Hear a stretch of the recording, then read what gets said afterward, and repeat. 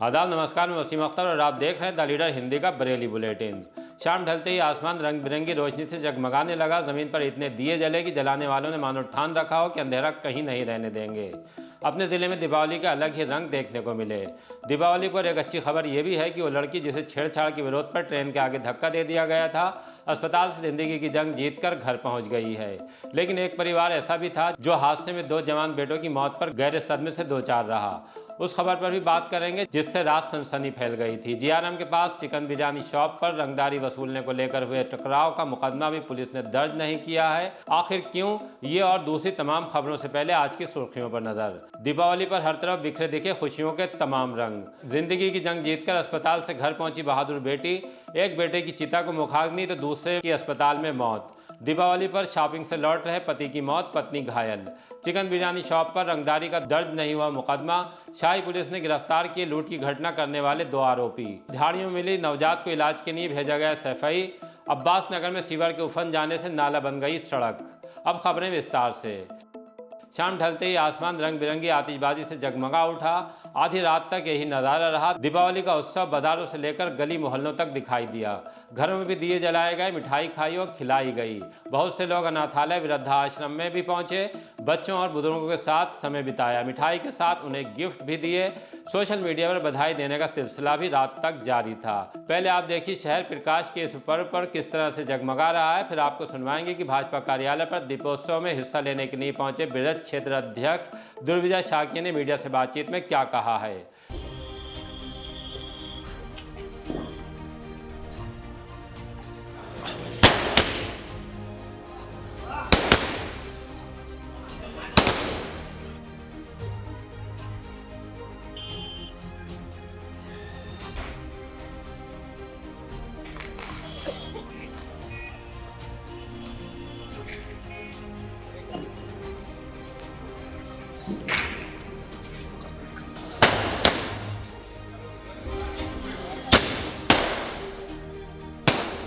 पूरे देश भर में लोग 5 दिवसीय ये दीपोत्सव हर्षोल्लास के साथ मनाया जा रहा है।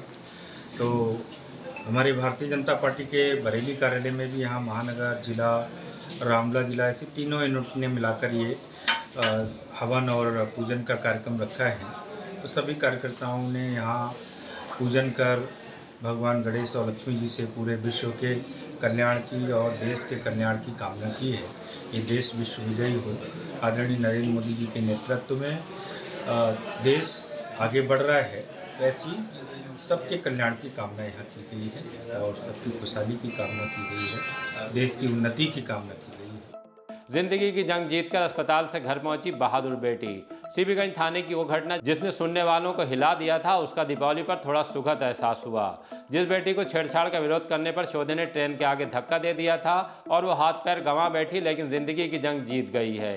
दीपावली से पहले अस्पताल से डिस्चार्ज होकर अपने घर चली गई। घटना थाना सीबीगंज के एक गाँव में 10 अक्टूबर को सामने आई थी। तब जबकि कोचिंग से लौट रही छात्रा से रास्ते में छेड़छाड़ की गई और उसके विरोध करने पर ट्रेन के आगे धक्का दे दिया गया। घटना का सीएम योगी ने संज्ञान ले लिया था। तब बड़े अफसर हरकत में आ गए थे। सभी बिटिया को देखने के लिए अस्पताल पहुंचे। आर्थिक मदद के साथ प्राइवेट अस्पताल में भर्ती कराकर इलाज भी कराया। डिस्चार्ज होने पर डीएम रविंद्र कुमार और एसएसपी घुले सुशील चंद्र भान ने उससे फोन पर बात करके हाल जाना।